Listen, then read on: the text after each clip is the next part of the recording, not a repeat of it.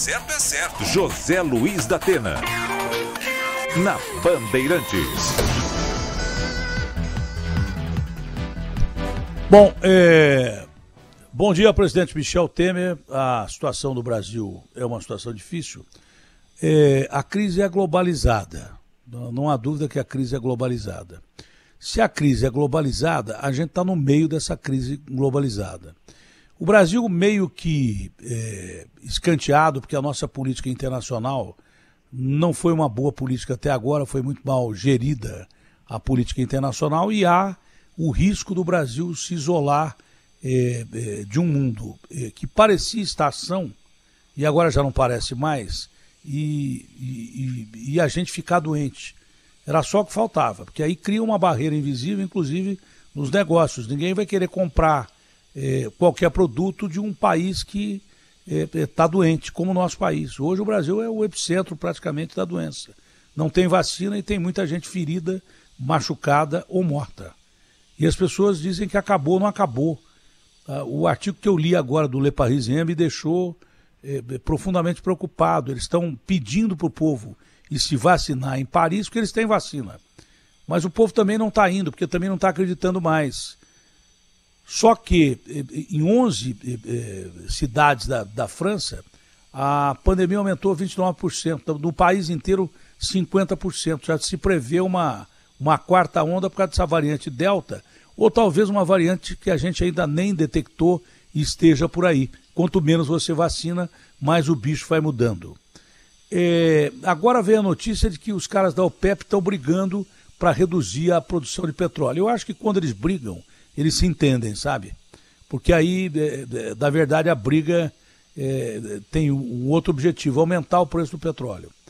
Se a gente aumenta preço de tudo aqui, eu não sou favorável a controle de preços, mas descontrole de preços é uma coisa gravíssima. O povo já não tem o que comer. Cesta básica não tem controle de preços. Os alimentos são atrelados a dólar, commodity, café, açúcar, isso tudo é exportado, arroz, feijão, isso tudo é exportado.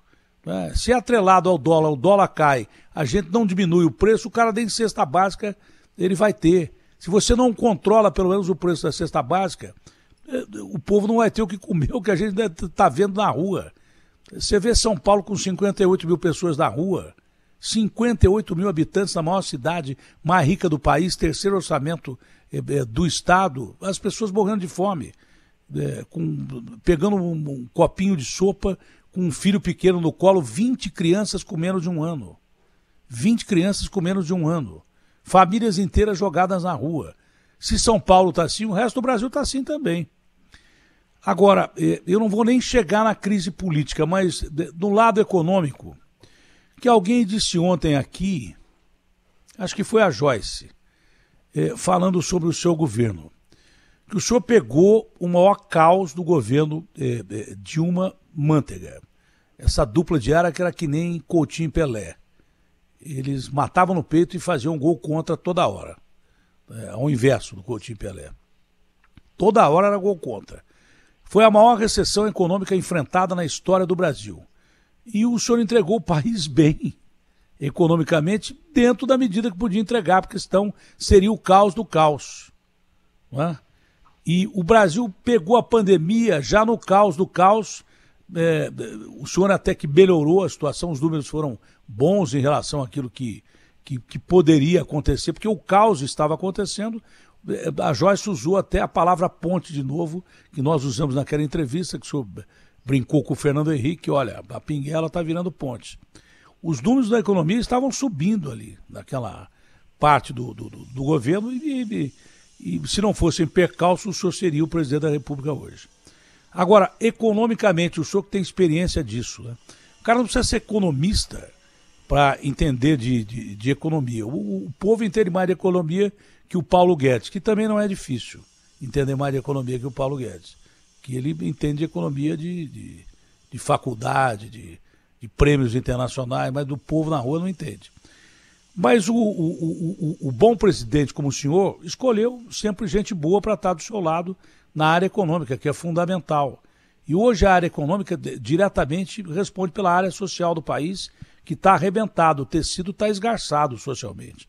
Tem pobre pra caramba, se já havia pobre, há mais pobres ainda, e esses pobres sem comer em situação de penúria.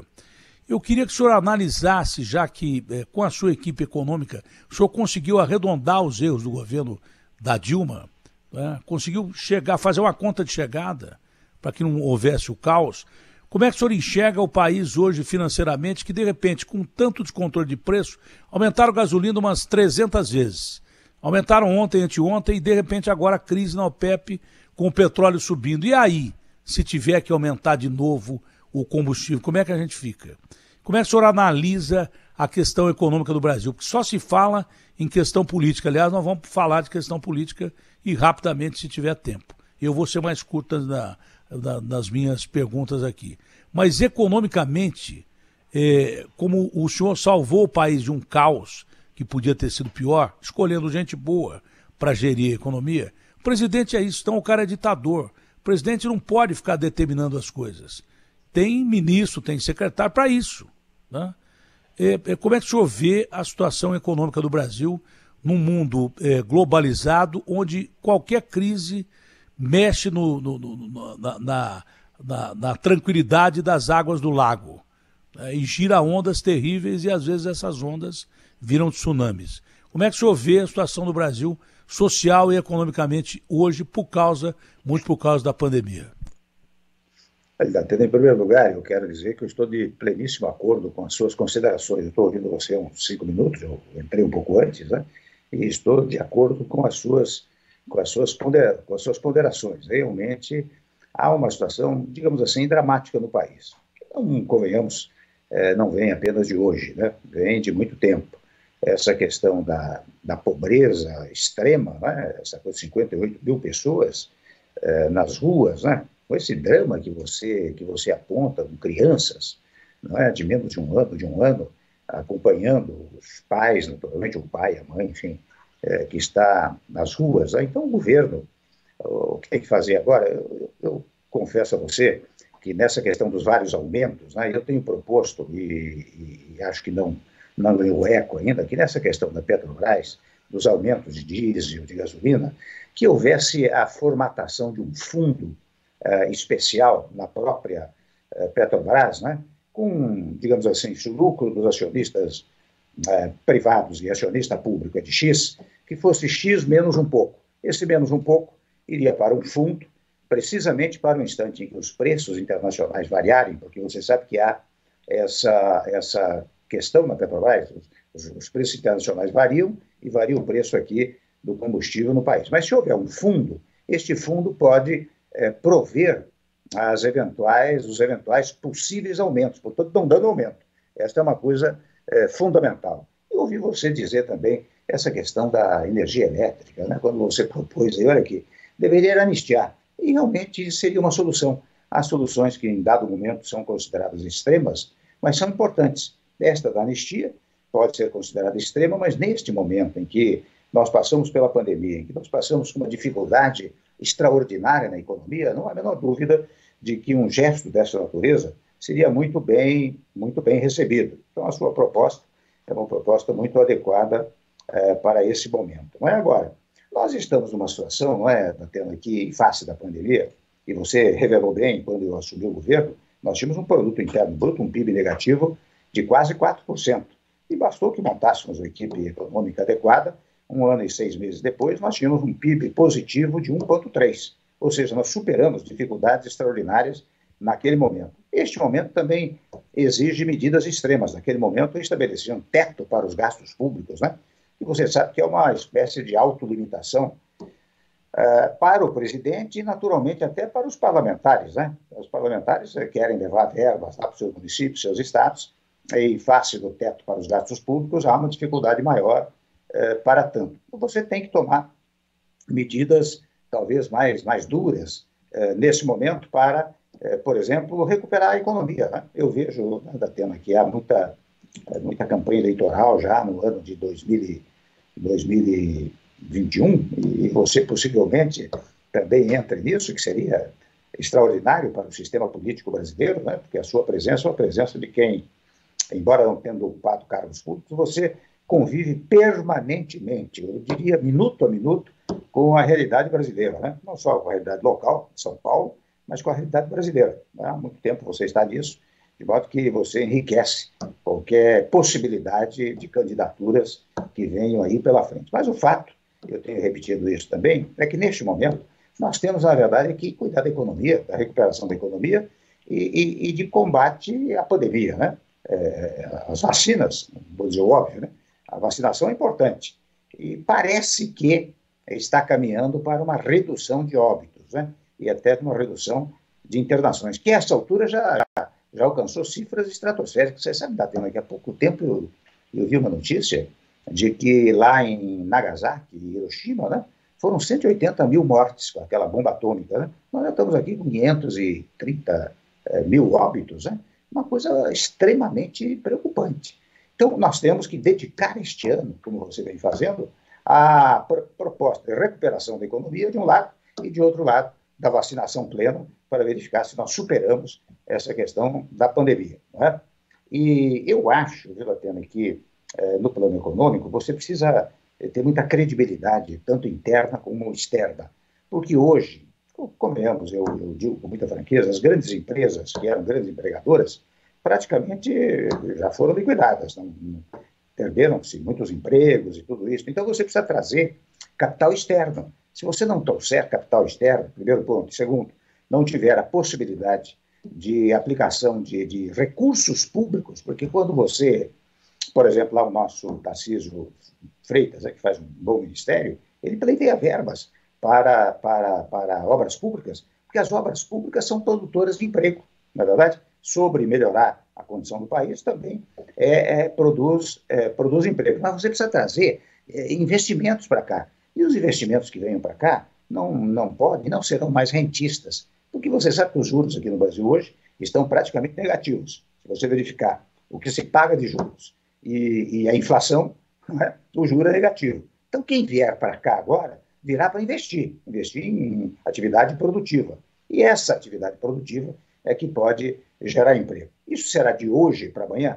Confesso que não, né, Datena? Nós temos muito no Brasil essa ideia, quando você produz uma lei nova, quando você pratica um ato administrativo qualquer, a primeira impressão que o brasileiro tem é que no dia seguinte o céu será azul, não terá insegurança econômica ou pública, e isso não é assim, isso tem um processo. Agora é um processo que tem que recomeçar, porque num dado momento ele foi paralisado. Confesso a você, para reiterar as suas palavras, que no tempo em que eu presidi a República, né, nós fizemos várias reformas, fizemos muita coisa que estava caminhando para uma redenção, digamos assim, econômica do nosso país. Mas, num dado momento, você se recorda da questão da Previdência, setores que não queriam a reforma da Previdência arquitetaram um plano muito maldoso, digamos assim, não é? Para impedir a votação da reforma da Previdência, depois de 3 reformas que eu havia feito no país. E realmente conseguiram. Conseguiram lá atrás, agora todas essas questões derrubadas aqui no Judiciário, em face do despropósito daquelas medidas que só tiveram um objetivo político, né?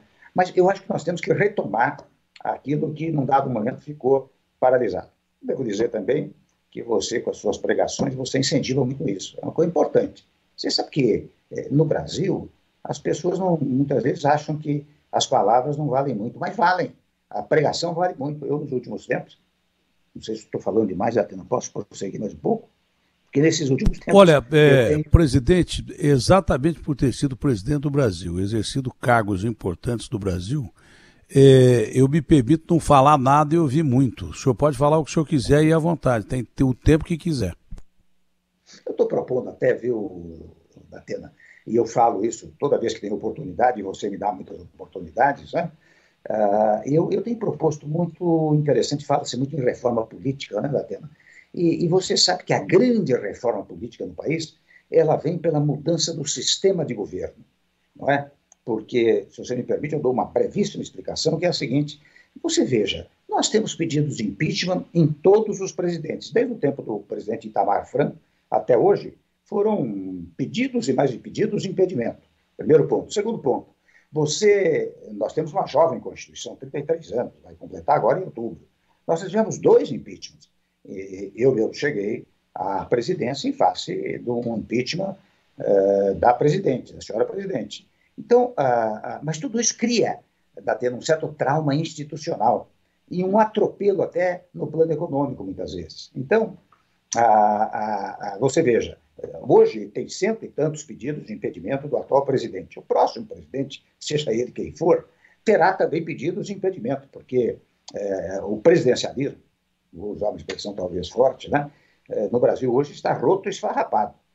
Então, nós precisamos mudar o sistema de governo. Então, primeiro ponto, se você estabelece um sistema que eu chamo de semipresidencialismo, né, que foi uma coisa que eu conversei com o ministro Gilmar Mendes, quando era presidente do TSE e eu era presidente da República, você estabelece um sistema pelo qual o presidente ainda tem funções, porque aqui no Brasil a nossa cultura é muito identificada por uma certa centralização em torno da figura do presidente. Então você não pode adotar um parlamentarismo puro, você tem que adotar um parlamentarismo ou um semipresidencialismo do estilo português. O presidente tem funções relevantes, ele é eleito, em primeiro lugar, segundo, chefe das Forças Armadas, chefe da diplomacia, tem direito à sanção e veto, que é uma coisa importantíssima, nomeia o primeiro-ministro, né?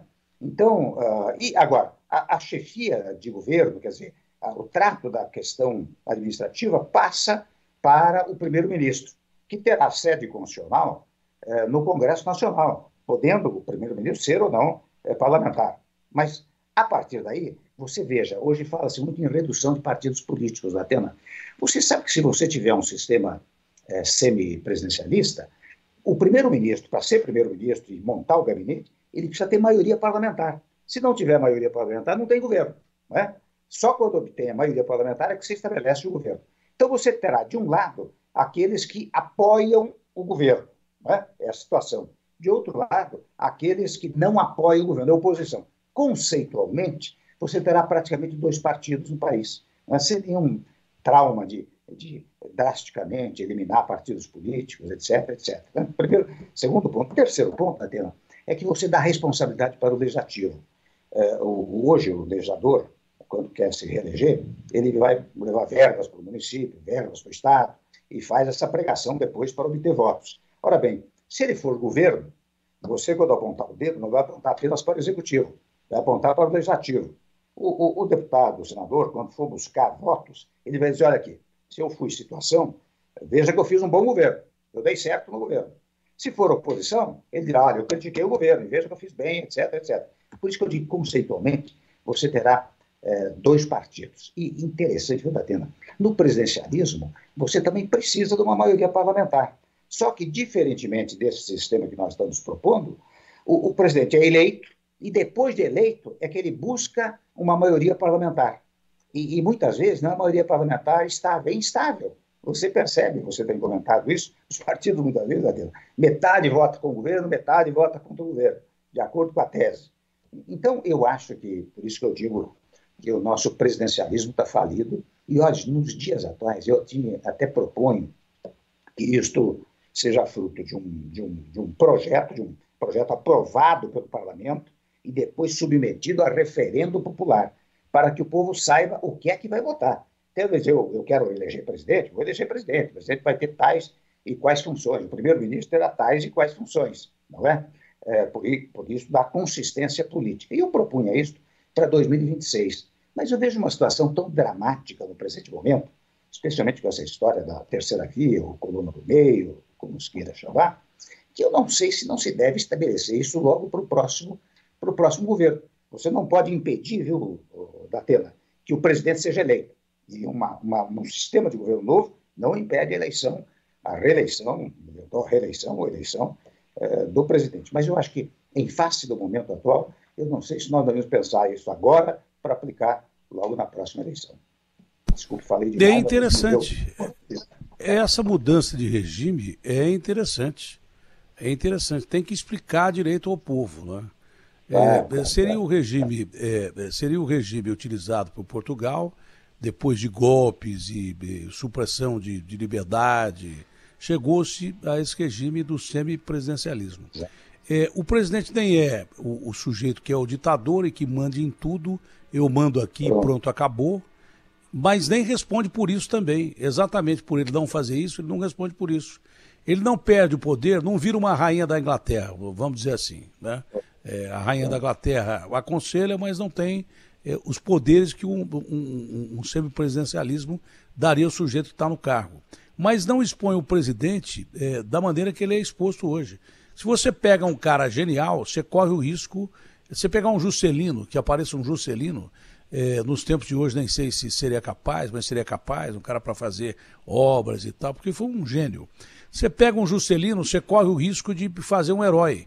Mas se você pega uma besta quadrada, é capaz de você arrebentar com o Brasil e não adianta a besta quadrada se ferrar, porque ele se ferra, mas ferra o Brasil inteiro.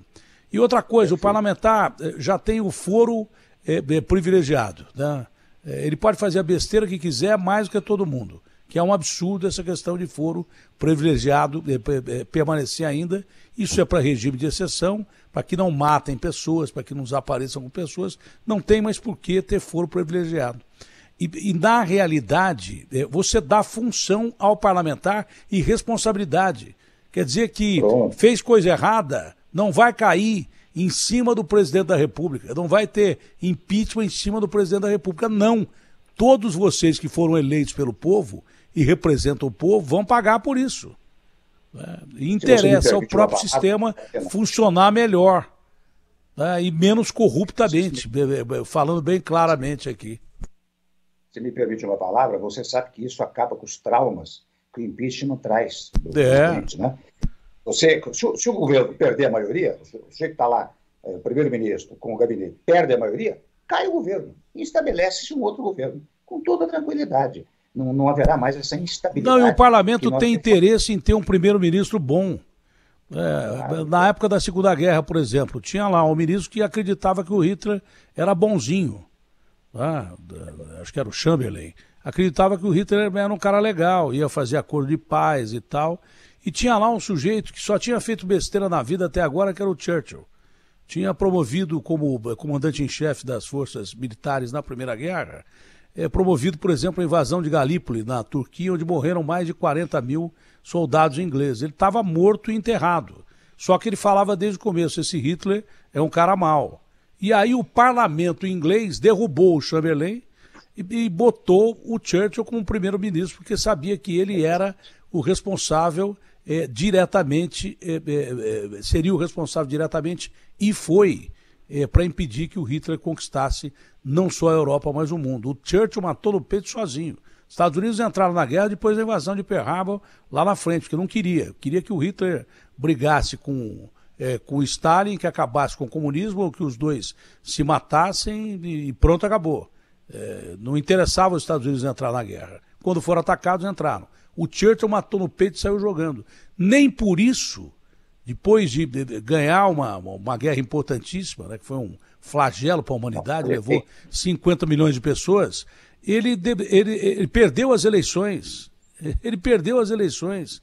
As primeiras eleições ele perdeu e depois, democraticamente, recuperou uma segunda votação. Então, essa espécie que o senhor está propondo de mudança de regime, que seria uma transição, né? Seria o governo português hoje, bem próximo do governo português, mas uma transição do governo real lá na Inglaterra com o parlamentarismo seria uma transição com atribuições e importância ao presidente, mas o parlamento é quem toca o país, o parlamento que é eleito pelo povo toca o país, não fica em cima de uma figura só e tem responsabilidades que hoje não tem, só tem privilégios.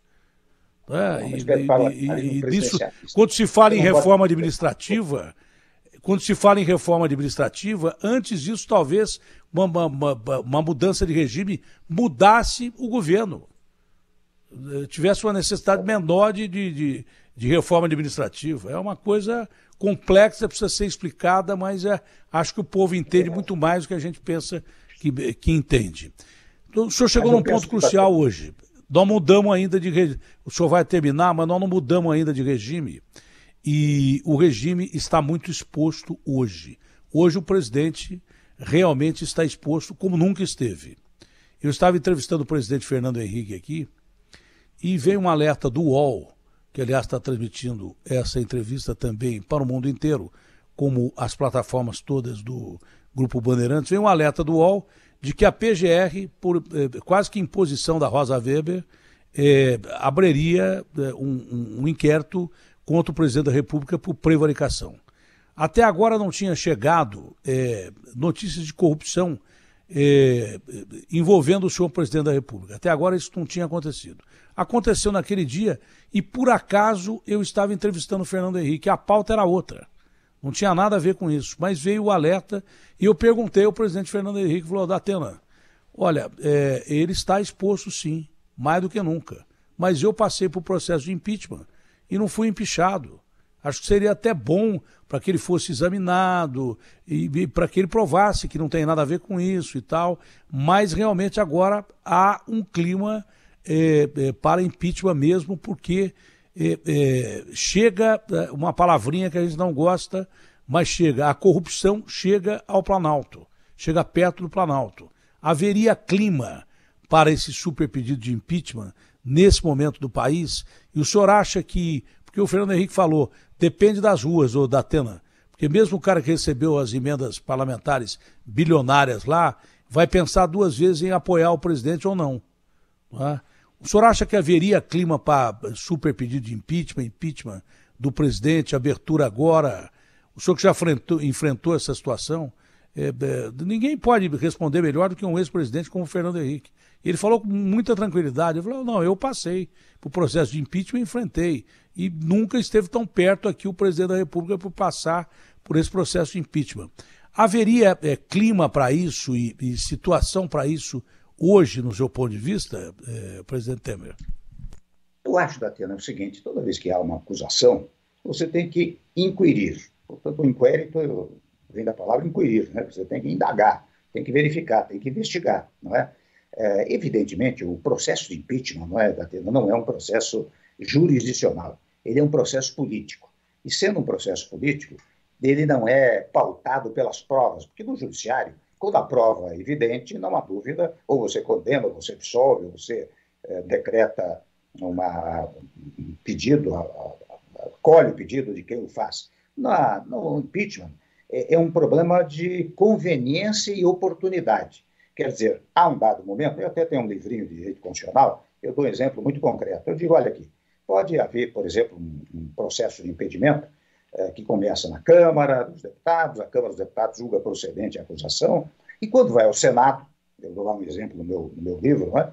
Dizendo, vamos dizer que ainda falte 8 meses, 7 meses para terminar o governo, e o Senado queria julgar, e portanto dar a palavra definitiva sobre o processo de impedimento, verifica, por exemplo, que isso pode gerar uma guerra civil.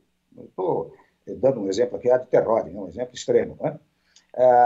Como o processo é político, embora as provas muitas vezes possam ser conducentes à decretação do impeachment, portanto ao julgamento, volto a dizer, tratando-se de um julgamento político, eles dizem, melhor não fazer, porque isso vai criar um tumulto no país.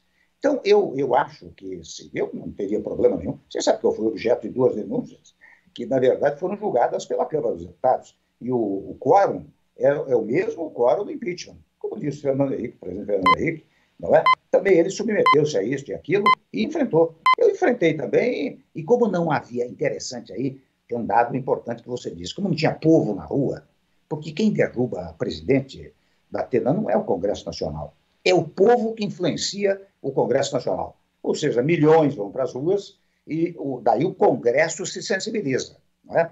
Fernando Henrique pôde enfrentar, eu pude enfrentar, porque, com toda franqueza, não tinha povo nas ruas.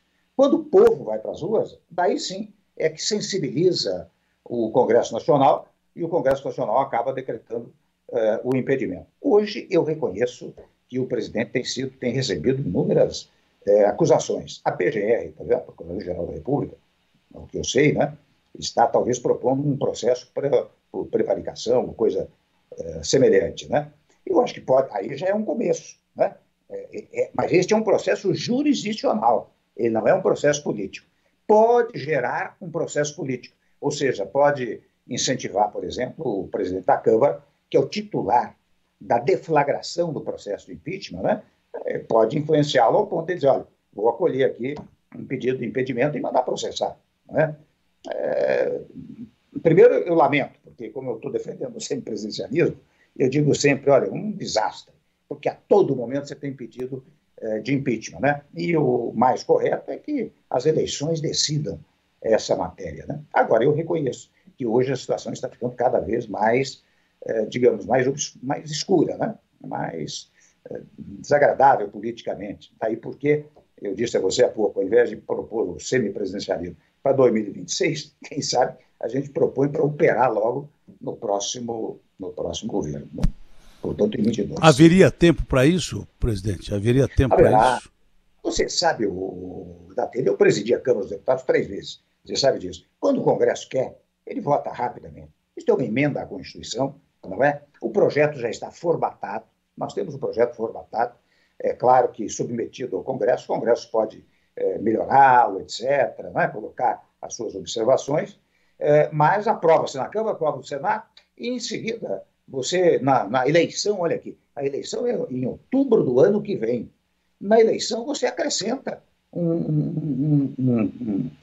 você é a favor ou contra o semipresidencialismo, que a essa altura da Atena já terá sido debatido. Porque você sai me permita a expressão, desse rame-rame, dessas questões menores que muitas vezes ficam se discutindo, né, para falar de uma coisa grandiosa, que é a mudança do sistema de governo. Daí quem for candidato vai ter que dizer, eu sou a favor, sou contra, sou a favor por causa disso, sou contra por causa disso. Isto vai para debate da televisão, o povo vai saber o que é, qual é o projeto. Porque, por exemplo, quando se deu o plebiscito, você é a favor ou contra o presidencialismo, ou parlamentarismo? O povo não sabia, né? O que é o parlamentarismo, o que é o presidencialismo. Acostumado ao presidencialismo, manteve o presidencialismo. Agora, se tiver uma fórmula intermediária, como é o semipresidencialismo, devidamente debatido, é possível votar ainda juntamente com as eleições majoritárias que se darão no ano que vem. Nós temos 1 ano e 2 meses pela frente. Clima para isso tem. Porque se há polarização, significa que nem muita gente da direita ou da esquerda está satisfeito em quem vai votar. E do centro mesmo. E tem muita gente que não sabe em quem vai votar. Tem mais gente que está em dúvida do que com certezas. Então, clima para uma mudança de sistema com menos poderes para o presidente, mas com poderes ainda, mas com atribuições ao legislativo que precisa ter, responsabilidade ao legislativo que precisa ter, esse é o momento ideal para se pensar nisso. Não sei como reagiria o presidente da República. Aliás, é a próxima pergunta. O presidente Jair Bolsonaro, ele reagiu sempre muito mal em condições, eu não vou dizer que mais tranquilas, porque hoje em dia não tem situação de tranquilidade, nem houve. Com a pandemia não houve mesmo. E ele enfrentou a pandemia como um problema extremamente negativo. É um flagelo da humanidade nesse século, talvez um dos maiores da história. Então, ele estava dentro do problema também. Mas quando estava mais tranquila a situação, ele reagia já muito mal a qualquer tipo de investigação ou coisa parecida. Agora que a coisa está muito ruim, mas muito ruim mesmo, o senhor não teve uma reação mais fora da curva do presidente da República? Não saberia dizer, em face da imprevisibilidade do próprio presidente nas manifestações dele, né? Mas para o meu raciocínio, eu acho que seria até útil para ele, porque se ele passa a defender num provável segundo governo, se ele for para a reeleição, um sistema semipresidencialista, ele pode até amenizar essas críticas e observações e objeções que hoje se fazem a ele, né? Eu não sei se ele faria isso, confesso que... Mas eu acho que o Congresso e a opinião pública não deveria se preocupar muito com isso. Deveria levar adiante esse projeto, estou sendo um pouco insistente, né? Levar adiante esse projeto e independentemente da posição do presidente da República, né? Para ele, eu acho que seria bom. Eu não tenho a menor dúvida disso. Até se você me permitir, eu vou mandar um artigo que eu escrevi um jornal aí eu dou os dados sobre o que é esse semipresidencialismo que nós estamos propondo, né? Que é muito, como você disse, o estilo português. E você vê que lá em Portugal está dando certo. Portugal recuperou-se muito com o sistema semipresidencialista, né? E tanto o presidente como o primeiro-ministro são adorados. O presidente anda na rua lá, sem segurança, anda pela praia e tal. São pessoas respeitadíssimas, né? Esse é o detalhe. Agora, presidente, é possível a gente ser otimista perante a situação muito ruim que o mundo está atravessando e com uma possível quarta onda já na Europa dessa doença? É possível conviver com essa doença? É possível economicamente equilibrar o controle sanitário com a economia? Eu acho que, olha, aí nesse caso, a ciência, né, precisa trabalhar intensamente para obter uma vacina, né? Você se lembra da questão da gripe, né? Isso não se fala mais, mas todo mundo, a grande maioria, toma vacina contra a gripe, né? Anualmente. Eu acho que a ciência tem que trabalhar intensamente para verificar quais são as variantes dessa pandemia, né, desse coronavírus, e chegar a uma conclusão. E a ciência, o avanço tecnológico, científico é extraordinário, né, Datena? Eu confio, aqui vai todo o otimismo, que num dado momento a ciência vai descobrir um sistema pelo qual você fica inteiramente imunizado em face de uma vacina que venha a ser produzida. Acho que nós temos que confiar muito na ciência. Ela já, e convenhamos, nesse caso da vacina coronavírus, você sabe que muitas vezes as vacinas são testadas durante anos, né? Com a surpresa, digamos assim, desse coronavírus, dessa pandemia, a ciência não pôde dar muito tempo, não. Teve que aplicar logo, botar as vacinas na rua e aplicar. Tanto que você percebeu que houve observações, né? Será que dá efeito colateral, não dá efeito colateral? De repente, um ou outro país suspendeu a vacinação, depois voltou a vacinar. Mas eu acho que a ciência está trabalhando ativamente. E o meu otimismo, digamos assim, eu quero ser otimista nesse ponto, né? É que a ciência continua trabalhando, né? E, portanto, ela saberá enfrentar, com uma vacina própria, eventuais variantes, né? Delta ou alfa, o que seja, né? Bom, para encerrar, se não houver tempo de mudar o regime, né, nós vamos ter eleições como sempre tivemos. O senhor acha que hoje o Lula estaria mais próximo do poder que o Bolsonaro?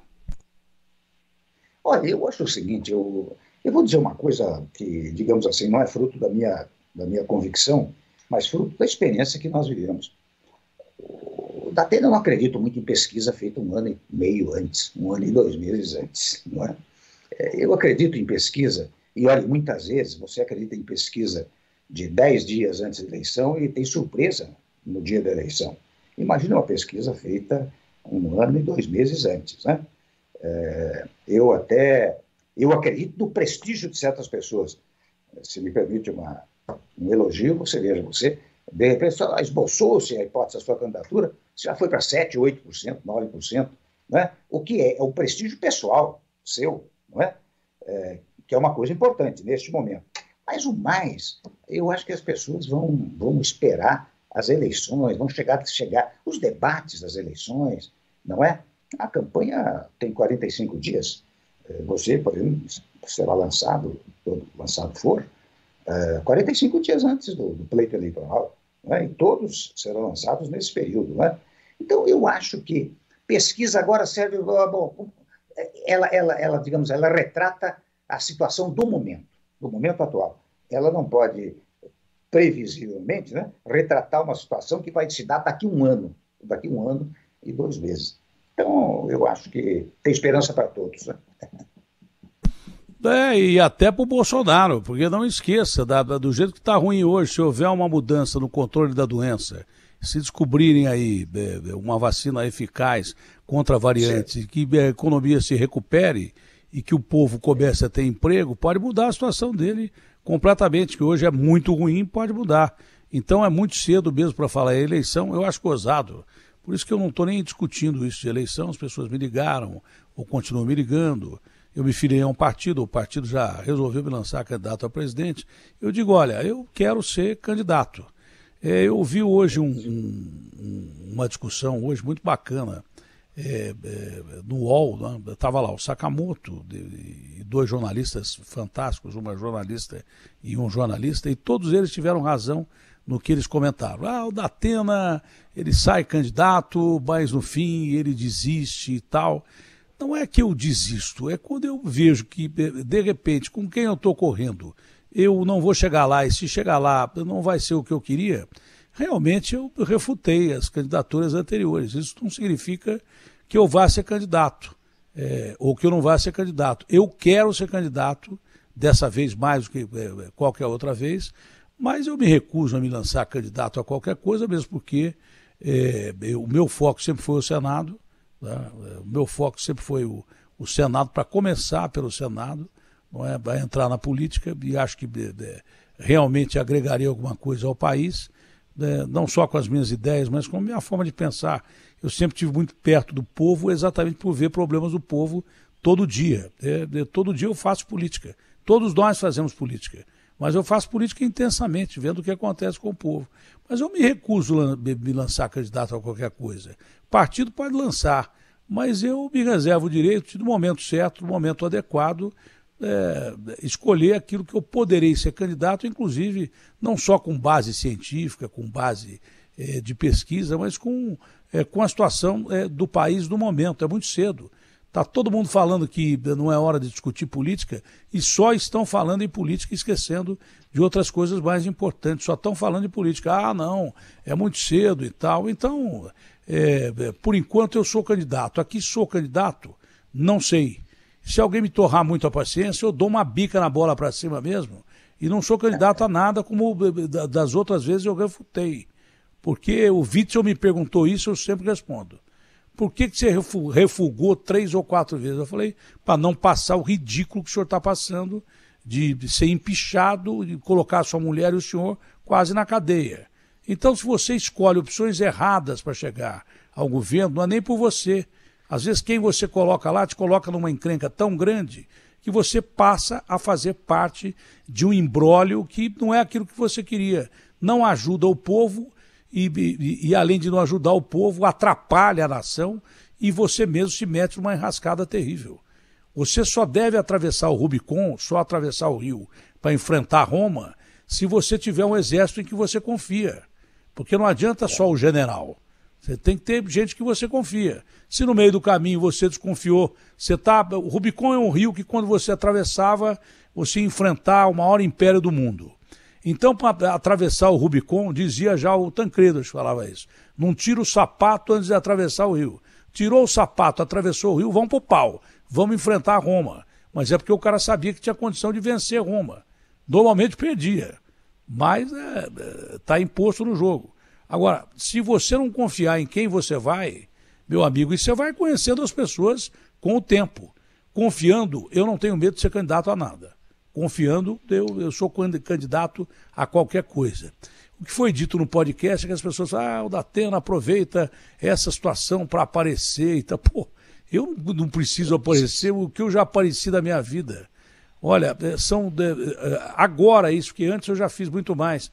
2 horas de rádio por dia e 3 horas e meia de televisão. Para que eu quero aparecer mais? Eu preferia me esconder ao invés de aparecer. Então não é esse o problema. O problema é que é dúvida mesmo. É uma questão de foro íntimo. Foro pessoal é dúvida. O senhor já deve ter tido dúvidas políticas enormes. Né? E chegou à presidência da República. Então, quem sabe o destino pode me levar. Talvez até disputar uma presidência. Mas hoje eu não me coloco como candidato a nenhum dos 3 cargos e, ao mesmo tempo, a todos eles. Não me coloco como candidato a presidente, a senador ao governo, mas me coloco disponível ao partido e à nação, se assim for necessário a qualquer um deles. Não tenho medo, mas eu preciso ter certeza que vou fazer alguma coisa boa pelo país com gente boa do meu lado. Senão, eu não atravesso o rio e não vou brigar com ninguém. Mas se eu tiver a condição de atravessar o rio, atravesso e vou para o pau em todos os sentidos, para ajudar o povo e só isso. Acho que eu conheço razoavelmente bem. Nós temos um contato há algum tempo e eu sei que você é muito prudente, muito cauteloso. E o que o Brasil precisa hoje é exatamente prudência, de cautela, de moderação, de pensamento do tipo que você está dizendo. Olha, se eu puder ir, eu quero ir com a certeza de que eu posso chegar. Porque também ninguém pode entrar numa história dessa, comigo sempre foi assim, sem a certeza que pode chegar. Você pode não chegar, mas a sua convicção tem que ser, chegarei lá. Não é? De modo que o seu raciocínio é corretíssimo. Primeiro ponto. Segundo ponto é você diz, eu quero fazer isso em meu benefício, não preciso aparecer. Né? Eu faço isso em benefício do povo. A cautela aí que você adota é mais do que louvável, viu, Datena? Presidente, foi um prazer conversar com o senhor, um ótimo dia, saúde, e espero receber esse artigo, que é muito importante, muito interessante. É um debate que o país tem que fazer, se não para agora, isso tem que acontecer, porque do jeito que está a coisa não está funcionando. Infelizmente não está funcionando e tem que mudar. E é uma ideia super inteligente. Abraço grande, presidente. Bom dia. Nós também, viu? Obrigado.